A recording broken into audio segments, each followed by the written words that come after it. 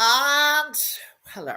I'm trying not to say and we're live because everybody says that, but there is always a relief when it comes up that you are live and the little thing stops going around. Anyway, hello everybody, and you're very welcome along once again to the How to Stay Sane webcast with me, Barbara Scully.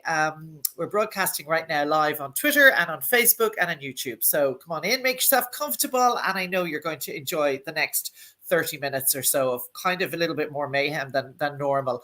I want to welcome everybody who's going to watch this back later as well. I know a lot of you do that or listen to it later. You're all very welcome, and thank you again for joining us. And I also want to especially welcome listeners to Dublin South FM. This program goes out on a Saturday afternoon at 3:30 p.m. on Dublin South FM. So if that is how you were joining us, you are more than welcome again. This is actually going to be the last How to Stay Sane in a Pandemic. Hopefully the last forever, unless obviously everything goes pear-shaped again in the autumn, but I don't think it will. But I was going to take a break over the summer anyway, because I feel, you know, when I started this in November, 4:15 in the afternoon, it was getting dark. It was a time to kind of pour yourself a drink and sit down and chill out and have a bit of a laugh. But now it's bright, 4:15 in the afternoon. There's still a good bit of the day left to go, so we should all be outside. So I was going to take a break anyway, but I think the vaccination program has probably exceeded most people's expectations, and certainly has changed how I feel about the future.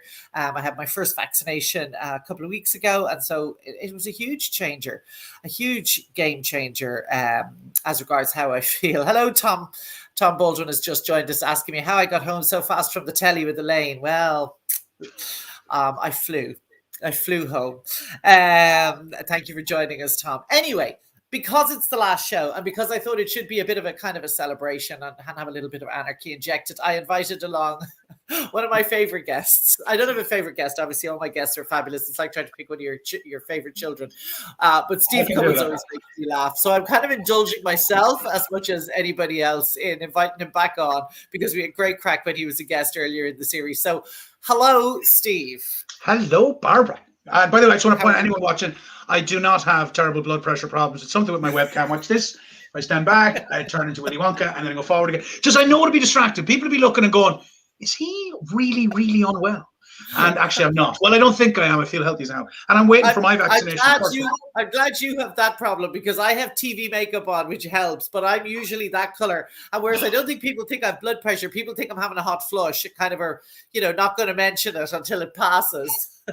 Yeah, exactly. No, if my youngest only said to me there, he said, Dad, he used the word menopause, not midlife crisis, but he said your menopause was buying a motorbike a few years ago. So what I actually said to him was, I said, no, it was that killing spree I went on, but shh. And then he gave me that look again, going, all right, Dad, thanks. You're weird. Dad, you're so embarrassing. You're so embarrassing. Listen, how are you? Are you feeling kind of positive about where we're at now? Yeah, I really am. I mean, for a start, I started that company there a year ago, Zoom Party. Yeah, the Zoom Party. We were a year old last Wednesday, and we had a big party for a load of clients. In a year, Barbara, we've done over 400 events across 90 countries, which is amazing, right? That's so incredible. taking a moment and looking back was one of those like, okay, wow, that's the most exceptional thing I've ever done in my life, right? So, and it was hard work, but hugely rewarding. And then as I said, we had that birthday party, and we invited back, anyone who's booked us and blah, blah, blah. And it was like a reunion.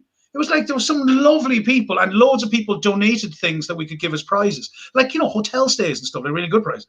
And so we had a ball, and we're going to be like, this virtual stuff's not going away. So like, this is the most successful I've ever been by a mile. Like, I've gone from this level of success to that level, exponentially. And it doesn't look like it's going away, Yeah. So I'm really happy. The weather's nice. It's given to be a beautiful June. I managed to get garden furniture, which apparently is like, you sell your soul to the devil to get garden furniture. There's global shortage. And I managed to get the last one in one company. And fantastic. So the garden looks nice. So I'm a happy bunny. You're a happy bunny. It's funny, actually, talking about the vaccination program. You're probably too young to have got got your first shot yet. Last Thursday, I registered. I'm 50. I'm 51 in July. So I'm waiting now for the call. How long did you have to wait after you were? Yeah, how long did you have to wait? A week only sound. Just a week. And literally you get the text and it's like for the next day. So Yeah, but it was great, really well handled. But I was laughing because I took my mother, who's obviously a lot older than I am, I took her for her vaccinations, and she was among the first cohort of people to be vaccinated. Cool. So it was in the GP surgery, and it was back whenever it was, a couple of months ago. And I remember at the time, with my dark sense of humor, it was the car park of the GP surgery was just full of these very, very elderly, infirm, frail people shuffling and wheeling in and all of the rest of it. And that was it was quite emotional, but it was also kind of slightly darkly kind of amusing. But when I was standing in the Aviva Stadium last Thursday in a queue waiting for my vaccination, I looked around me and I suddenly thought, we're all the same age. Like, we were all born in the same year, probably. We're all roughly in the same area.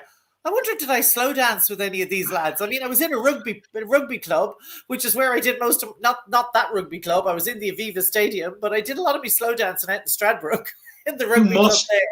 There must have been one or two. I was thinking that, like, imagine if we've crossed paths before. Now, only slow dancing, but still. Do you remember slow dancing? Do I remember it? Good God, it was the one. I was never very good at it. I mean, obviously, you basically walk to the circle. You walk to the circle with your hands up. Yeah. But the walking up, I remember, like, there's certain milestones in my life which always made me go, that was probably one of the reasons why I became a comedian. And I had one. It was Cheers nightclub in Limerick, right? About 1987. I was about 17. And I was in the place, and the slow set was on, and I was feeling like a god, Barbara. And I'll tell you why. A god or a god? A god. I never felt as confident and as good, because I was wearing my new-ish, anyway, black leather, those fringed jackets like Bon Jovi used to wear? I felt like the sexiest man in the world, right? Okay. I'm walking past the slow... Sorry, paint the rest of the picture. Did you have long hair? What? Give me... My hair would have been fair, probably around this length back then. Yeah. I would have probably had, like, load of leather wristbandy things, all feeling like, and also quite overweight. So it's not the sexiest image, but picture Meatloaf without the hanky. Okay. Right? Okay. But I'm still feeling great, right? Because, I mean, this jacket to me was gorgeous, right? And I'm walking past the dance floor, and the slow set is on. And there was a guy there, and his name, and he might well be listening to this, his nickname was Bugsy Maloney, right? Now, his name, there was many Maloneys in Limerick, and he was the only one called Bugsy because he was a proper hard ass, like a real tough guy. Nobody messed with him. You just wouldn't, right? I'm confident Steve is walking past the slow dance, and he's dancing with his girlfriend. And he looks at me, and because of my jacket, he just goes, "Here, where'd you leave your horse?" Right? Could have been quicker. I just went, "You're dancing with her," right? And he just, exactly, right? And I walked like 2 steps and went, "I'm a dead man. I'm dead." And I looked back. He burst out laughing, like just exploded with laughter. His girlfriend slapped him across the face and stormed off the dance floor. And he looked at me, looked me dead in the eye, and he just went, "You should be a comedian, you." And he walked off. And I swear it could be one of those little subliminal things from back in the day. But I love the slow set. I don't know how. Like, thank God my relationship's solid. How would you pick somebody up? I suppose you don't pick people up anymore. You swipe left or swipe right. But that was the only way. And getting a dance was just a joy. Yeah, whether you got a kiss or not. I had a major problem because as soon as you be at the disco, right, in the rugby club or whatever. So it wasn't a very salubrious surroundings. The dark lights and the disco lights disguised all the awfulness of the actual place that you were in, right? The sticky floor and everything else. Yeah, the sticky floor. Where your feet went stick, and you were probably slopping around in beer slops in a fog of cigarette smoke, right? Yeah. So, like, the place didn't need a smoke machine because there was loads of smoke in the place already. And I still am, 6 foot tall. So I'm not only taller than all my girlfriends, I'm taller than most of the guys in the place as well. That's true, and there was one particular disco, I think it was CBS in John Leary, that you had to go down steps to the hall. So you went in on one level and then you went down. And I remember every time standing at the top of the steps going, "Please God, when I go down the steps, may I still not be able to see over the top of everybody's head." And invariably I could. And then what would happen is you're dancing away around your handbag with the girls, everything's great. And then it would 10 cc's I'm not in love with, come on, the first bars of that. And the girls would all, and I mean, this sounds like a country dance. This was in Dún Laoghaire, which we always thought Dún Laoghaire was pretty cool. All the girls would migrate to the walls and sit down. because you had to And be wait. asked to slow down. Yes, exactly. And Muggins here learned very quickly that I could not afford to sit down, because if I sat down, sure as eggs are eggs, the smallest fella in the place would start steaming towards me like a miniature Titanic on the way to the iceberg. And I would have to make this decision of, do I say no when he says, do you want to dance? Do I go, no thanks? And then he'd go, the thing used to be, are you frigid? Are you a lesser? Sorry. Or else I stand up and say, yeah, okay. And then he's mortified as he kind of goes, oh shit, like, and his mates all think it's hilarious. So I was in a no-win situation. So as a result, I ended up having to stand up with the lads during the slow set, which probably explains a lot. I probably should see somebody about that, because it left me scarred for life. Which is, well, clearly from your wandering around the Aviva going, had him. Maybe you did quite well for yourself, you know what I mean? I didn't say I did that, but it's funny because you do stand somewhere like that, like in the Aviva, looking around at people going, oh, she looks way older than me, so she hasn't aged well, or, you know, oh God, he's kind of cool for the age that he is, or whatever. So it was a very... Was there many skinny jeans? Because men my age should not wear skinny jeans, but no, a few there of them wasn't that many skin. Like in general, I thought, you know, I thought for the cohort, because there's days, like I'm looking down the barrel of 60, and there's days when that kind of feels kind of old. But when I looked around, I thought, yeah, you know, we're not, I suppose 60 is the new 40 or something, I don't know. But like, you know, I'm going to keep saying that every milestone I hit, I'm going to keep saying is the new 40. Ever since 40, I've been saying, I'm now 50, I'm nearly 51. I'm like, no, 50 is the new 40. Then it'll be 6. You do not look, what age are you? Is that 59 and a half. You so don't look at them. Genuinely, I guarantee you, if people can type in, they will say the same thing. You certainly, not even close. Honestly, whatever you're eating or smearing on yourself, keep doing it. I'm telling you, work. That sounds rude. Well, speaking of rude, you mentioned 10cc there. I did. Do you know where 10cc got their name? Because obviously 10cc is a unit of measurement. Yeah, I'm kind of scared to ask you about this, but no, I don't really. But I have a sneaking suspicion when you said it was rude. Here we're going. Allow me to put it in as clinical terms as possible. It is the average amount of the male ejaculate. Aha! I kind of thought that's where you were going. All right. Roughly a teaspoon, apparently, which even that opens other doors that we don't want to dwell on. Yeah. But yeah, so that's where 10cc got their name. Oh, I'm glad we didn't know that in our innocence when we were 17, thinking it was the smoochiest, sexiest song ever. Well, the song was, it's not in love rather than I'm not in love, maybe. I've lowered the tone very quickly here. I got to stop. You have, yeah, absolutely. But I mean, our kids miss out on an awful lot by not having a slow set nowadays. There's no such thing I would as a think slow so. set. How tall is your hubby? Now that's a kind of a bone of contention at the moment. See, when I met Sherwood, he was the same height as me. He was 6 foot, so he wasn't taller, but he wasn't smaller, which was good. Yeah, exactly. And I was happy enough with that because I never wear heels and I've never worn heels, so that was all grand. I mean, I know it shouldn't matter, but I didn't really want to be towering over my husband either. I know. I'm sure he'd feel the same. Yeah, we were both the same height, so that was good. But in recent years, and he's a year younger than me, he's shrunk. So I'm definitely now taller than he is. Yeah, he has definitely shrunk. I don't know what's going on, but yeah, he has shrunk. So maybe yeah, maybe he cloned himself, right? Maybe he cloned himself. He's that much of a genius, and he's now living somewhere like Thailand, and this is his clone, and it's just not his. Well, it wouldn't surprise me. I mean, I don't know how he's still here, but he is still here.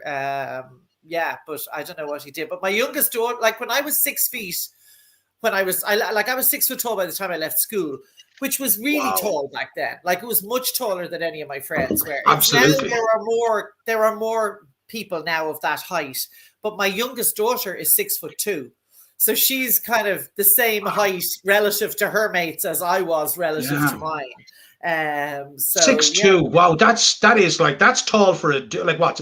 The average height for a woman is 5'4", isn't it? Yeah, I don't know. Yeah, I don't know. But so her kids are going to be tall. Yeah, I hope. Yeah, presumably, God only knows what they'll reach. But yeah, I mean, it does. I mean, you do feel sometimes like a bit of a lighthouse. Like again, walking into, kind of discos when I was that age, or even now, if you walk into an event, God be with the days when we used to have events, but the way, if you go to an event because you think you should be there for some reason, it's good for networking or whatever, and you walk in and nobody. When you're 6 foot tall and everybody else is probably smaller than you, you do feel like a bit of a lighthouse, like as if you've got a big sign on your head saying, I know nobody, because everybody can see that I know nobody. I can't really kind of mingle. But when you're used as a landmark at concerts, you know what I mean? Where yes, I'll meet you by her if we get lost, we'll find her from distance. It's a good idea, though. You know what I mean? And you always never look officious. If you're ever carrying, I don't know, like a clipboard or a folder, everybody thinks you're in charge of something as well, and that you know stuff.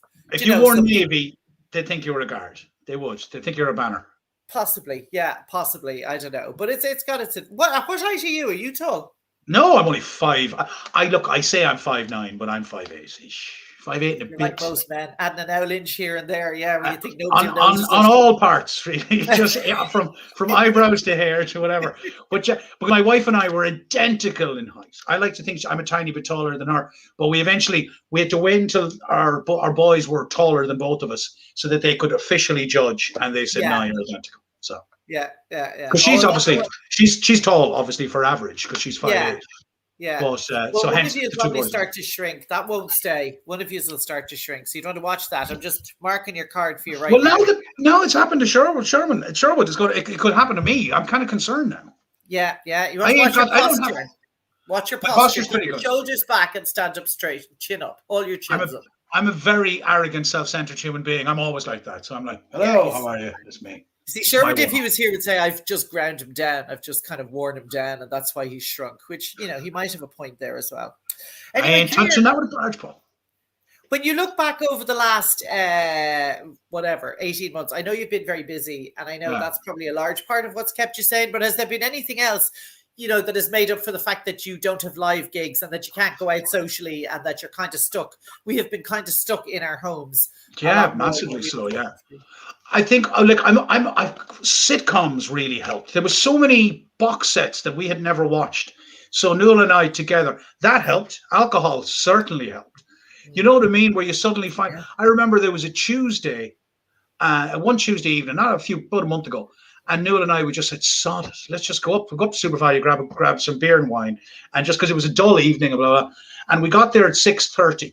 And the supermarket was empty, and we got down to the alcohol place, and there was like 12 people in.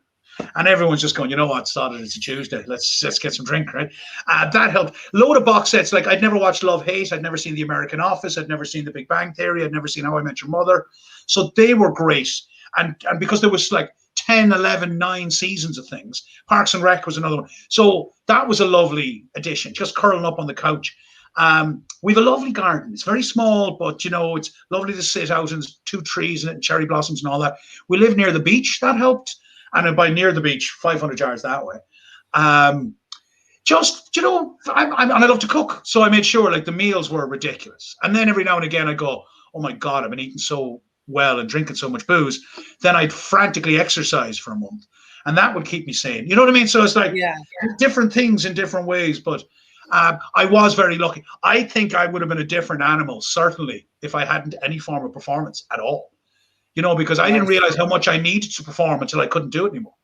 Yeah. And like just being on stage and even venting. Like, I'm a very laid back and happy, cheerful guy, because at work, when I'm at work, I don't have to put up with crap from anybody.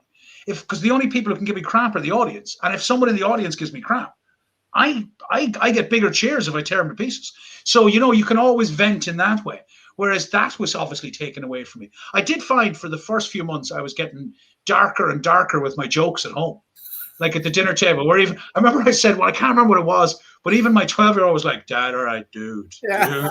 That's the line here, Dad. Yeah, this is, just know your audience. You know what I mean? But yeah, I know I've been lucky. As I said, exercise, but I did exercise in bursts of incredible exercise and then go back to being a slob again for a while. But look, it's nearly over. I'm with you. You can see light at the end of the tunnel. I think that's why some people are getting a bit grouchy with each other. Because now, when you're that close to the finish line, you just want to be past it. So you're going, Jesus, now you're annoying me. You kind of let your guard down enough to start feeling what's peeing you off or what's peeing people off about you, if you know what I mean. Been something that that has kept both of us sane, and feel very lucky that you have a garden. And it's one of the things that I hope we continue with, that I think we all value outdoor spaces now and value wildlife that we can see under our nose and all of that, the birds singing, and we have a squirrel who comes into the garden, we have the fox who comes in every night, and all That's of that amazing. has become like really important to me. I mean, it was always important, but now it's really important. I think it's a great thing that our world shrunk. Sorry, I interrupted you there. But our worlds did massive. When we had like 2 kilometer and 5 kilometer lockdowns, everyone had to explore every inch of where they lived because you weren't going anywhere else. And there's people like, I know, like I'm living in Rush, and there was people who've lived here for years, but only treated it like as a commuter belt. I know they would obviously have the beach and stuff, but maybe they go to the beach occasionally, but they didn't walk. Every inch of this place is beautiful. You know what I mean? And there's so many different things. Now everyone's finding it inspired. Some amazing people, parents, I'm assuming, decide to put a fairy trail through one of the woods we have here. And then kids, someone down at the harbour went, paint a rock and leave it here. And it's now the full length of the harbour wall. It's probably 200 yards long. All these tiny, like each one, little beach stone. So you take a stone from the beach and then you go home and paint it. And then people have done all that, and just beautifying everywhere is lovely. Yeah, and I must say, I mean, we're lucky here in Dún Laoghaire. The local council have done some great work on improving the streetscapes in the kind of the villages like Blackrock and in Dún Laoghaire and Dalkey, and I know the next one now is our own village here in Cabinteely, with street furniture and widening footpaths and all that kind of stuff. Which those kind of little things are really, really, really important. Are there anything, like there have been a couple of things during lockdown, and now that we're, as you say, kind of facing now into the kind of going back out into the world, if you like, a couple of things that I'm really not happy about having to do again. One of which is wearing a bra. I know that's not something that you can identify. Well, maybe you can. You know yourself. We all, as I told you, when I'm in one of my down months for exercise, I could do one, and then when I'm back, everything's firmed up again. Everything like that. I have not worn any form of long trouser in over a year, because I live in shorts and sandals throughout the year anyway. Like I'm that guy. Explain that to me, because I see, and there's one friend of mine who kind of does that, and my brother's on the kind of cusp of doing that. I do not understand this wearing shorts in the middle of winter when it's bloody freezing. I'll tell you why. Your legs will never feel cold. Never. If it's raining and you're out and your legs get a little bit wet from the rain, you come in, your legs are dry in about 20 seconds. But if your trouser legs or your jeans are wet, they're going to stay wet for at least an hour, and they're going to feel uncomfortable. I never feel the cold. Like I did it one year just to see could I do it. I started jumping in the sea in October, and I said I'll jump in the sea every morning through the winter, till March, and just see if I can do it every day. And I did it. Now some days I was literally walking across frozen sand, like ice on the sand, and then jump in the water. I was like the world's fattest Navy SEAL. I do a load of press ups and jump in the water, but I wouldn't wear a wetsuit. I looked ridiculous. For the first 2 weeks, no one had come near me. They were like, "Who's the madman on the beach?" Right? And then eventually so then it became every morning 7 or 8 different people on their walk would drop over and go, "How's the water this morning?" And sometimes the rain would be sideways in, but I felt fantastic. Like you just feel like you definitely, tickled your macho button. You feel like, I'm a god. And then someone would go, like the only day I didn't that year, I didn't go on Christmas Day because I was cooking dinner. Because I always cook. But a part of me didn't do it as well because I wouldn't be able to help myself but go, it was colder yesterday. Do you know what I mean? Because all those people who do it one day a year. Just do it on Christmas Day. No, it's colder. Weirdly enough, I remember because we went to Donegal one weekend, Newless and Donegal. And I jumped in the sea down there, and it felt considerably warmer. And it turns out it is a bit, because it's the Gulf Stream just passes by up at that corner of the north thingy. Of course so it does. Yeah, it's about 4 or 5 degrees warmer, which apparently was great. But and of course, you've all the pollution in Dublin Bay as well. Probably not so much where you are in North County Dublin, but my daughter has swam not every morning, but certainly once or twice a week, all the way through the winter. What worries me most about, and she says she gets a great high from it. It's literally in the water, out the water, and she said the high is amazing. But I am kind of aware of the fact that every time we get heavy rain in Dublin, certainly this side, the south side around kind of Sea Point and Sandy Cove, can very often be flooded with the effluent, which, isn't ideal. Well, I like to call those little baby brown sharks, and you just try and swim past them. No, we're lucky. Closed. Keep your mouth closed. Don't scavenge anything on the beach. But I've been on the beach and seen some dead creature that's washed up, and you can smell it before you get to it. But I mean, I always feel because there's so much water, like the way at the side of every beach now, it's well diluted. Well, yeah, because on the beach they literally said there's always these signs up now, and it goes and it has the Environmental Protection Agency kind of report, and it tells you about how much fecal matter is in the water and whether that's enough. And I'm going, I could have lived my whole life without knowing there was any fecal matter in the water. Yeah. That, whereas now I'm kind of going, oh, good, there's just the right amount. Apparently, there's just the perfect amount. Too much. Not too much fecal in the matter, in the water today. But more important, not too little either. That's the important thing. You want to just, like Goldilocks. Sorry, go on. So other than never going back into long trousers again, which, I still... maybe it's because men have hairy legs and women, again, the fucking patriarchy probably having to shave our legs, so our legs are barer than your bare legs are. Maybe that's got a thing, but I don't understand that. Anything else? I mean, I've decided. I've just decided that, and I think this perhaps is something that women would probably identify more with. I'm no longer willing to trust myself up in stuff that I find uncomfortable. And jeans comes, and I wear stretchy jeans, but like I freaking hate. I wore jeans a couple of times recently, and I was like, I couldn't wait to get them off because I've been in leggings. It's constrictive, exactly. Let go is comfortable. Do you know? I was in the Middle East there a couple of years ago in Oman doing a week of gigs, and of course, all the men are wearing dish dashes, right? And I was going, why can I not dress like this all the time? Exactly. I would love it. They have two big pockets in them, right? Now, granted, imagine a white one in Ireland. It'd be manky. The first day out in the rain, you destroy it. But imagine we could have different coloured ones. I would love that as an outfit. Just, if you're pardon the expression, but free balling, you know what I mean? Just wandering around. I'd love that. And hide a multitude. Yeah. Oh, absolutely. No, I'm all for that. I think we definitely need to. I think we'd all be happier people if we dress more comfortably. Totally. And I think abandoning a bra is one of them. And as I said to my girls the other day, if my nipples offend somebody, that's not my problem. I don't actually care. I'm not wearing a bra anymore. And being as tall as you could take someone's eye out. That's the concern. So stay indoors on a cold day is my only advice for you there, Barbara. Because I was picturing, God forgive me, but I was picturing that little dude in the slow set. Wasn't the worst thing. Wasn't the worst. His mates may have been laughing, but I'm sure he was like, "God, I can think of worse places to be. Thanks, missus." Do you know what I mean? Okay, I'm not going to continue this conversation because I have an answer to that, but it's getting too rude. So I'm going to draw a veil over that. But the other thing which I've realized during the last 18 months as well, and again, being as old as I am, is that I actually can't wait to retire. I used to think, oh God, I'd hate to retire, I'd go mad. I haven't been a bit bored. I've managed to amuse and entertain myself quite efficiently and quite successfully.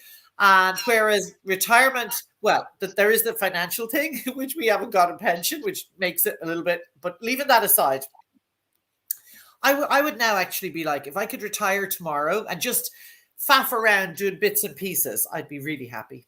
That's absolutely. I think that's the goal. I think a lot of people have realized how their job is just that. It's a job, and it's whatever it is. Now, I love being a comedian. I love making people laugh, but my God, it's still a job. I mean, if it's the rarest thing in the world you won't find me in a comedy club. God love when they're open, but you won't find me in a comedy club unless I'm being paid, because at the end of the day, it's a job, And I love it, and it's rock and roll, and it's cool, and I think people are realizing our job is a job, and if you can find a way of not doing it, it's like when somebody wins the lottery and they go, I won't give up my job. Give me the money then. Just how dare you? Why did you even do the lottery? Why? What were you thinking of? The whole point to doing the lottery is you can photocopy your butt and send it to your boss and never worry again. Whereas instead it's just like, oh no, it's not going to change my life.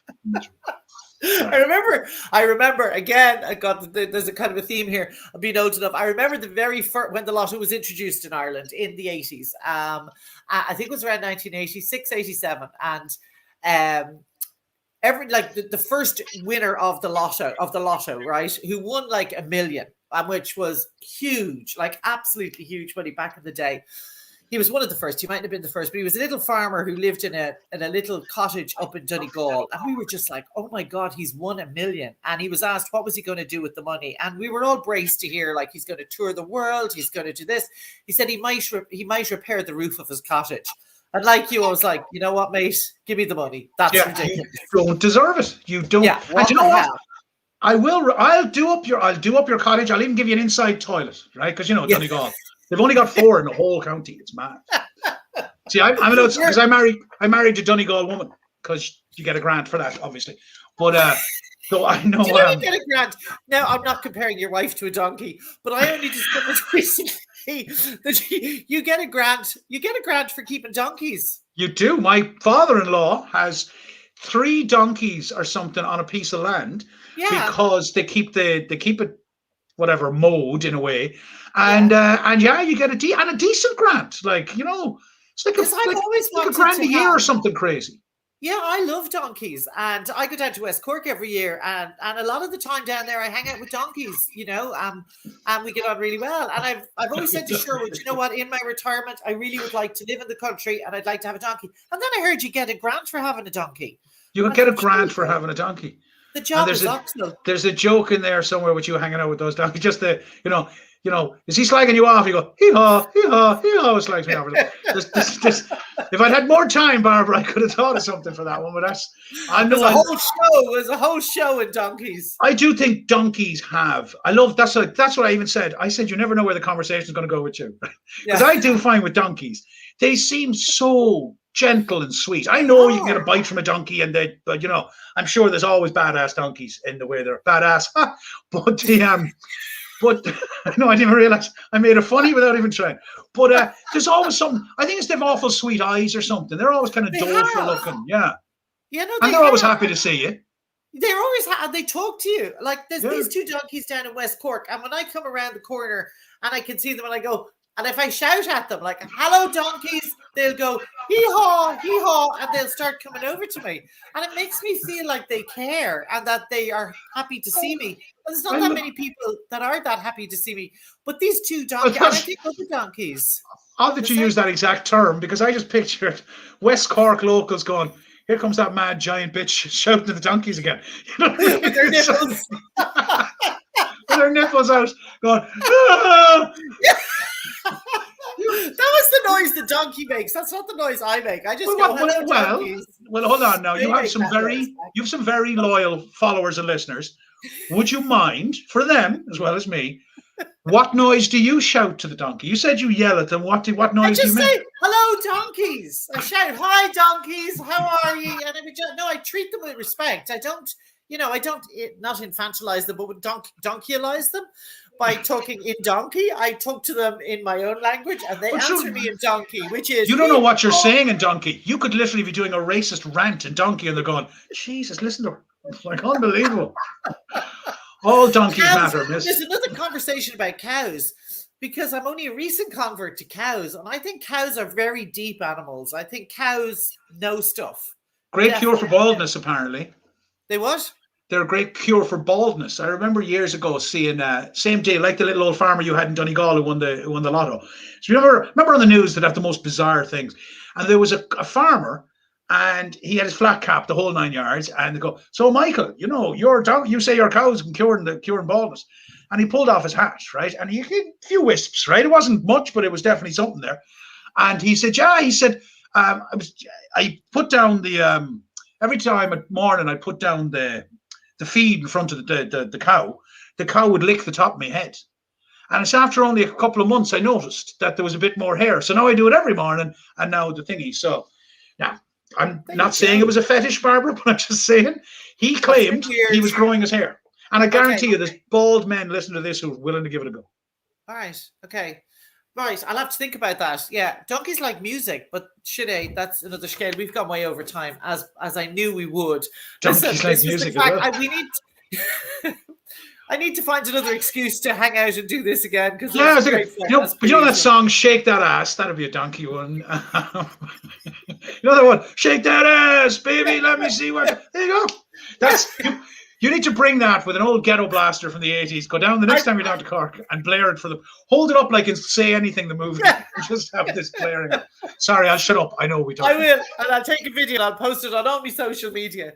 Listen, make sure it's not a cold day, though. And you're a great crack. When do you think you might be back doing gigs again, realistically? Honestly, realistically, I don't see myself physically doing like Laughter Lounge probably until maybe January next year with a bit of luck. Okay. Right? All It right. might be open first, but honestly, now I'm going to have to kind of take a step back because I'm doing well or doing okay. A lot of guys have been on their uppers. I'm not going to jump ahead of guys and not take their spot, but there's guys who need it a bit more than I do. So much as I want to, and I promise you this: that's it. You come into the first night I'm playing back. But I will kiss that stage as soon as I step onto it because I've had 15 years of joy on that place. You know what I mean? Yeah. So I do miss it rotten. But yeah, brilliant. You won't see me for a while anyway, unless you're corporate. Okay. Then you can see me all your day. Well, I look forward to that, even if it is January of next year. I will definitely be there. Listen, thanks again. You're just a star bar, and you're a great guy, and continued success. And love to Nuala and your boys, who I've never met, but I feel I know. And thank you so much. And listen, always a pleasure, Barbara. And I want to thank all my guests. I've had, I think this is the 20th show, and I've had 19 guests because obviously Steve's on his second show. And I want to thank each and every one of them who are more than generous with their time and with sharing their stories and their opinions and their recommendations with me over the last few months. And obviously I want to thank all of you for listening. It's been a joy. And as you probably know at this stage, it was actually, the whole idea behind this was to help me stay sane during a pandemic, rather than if anybody else got anything out of it, it was a bonus.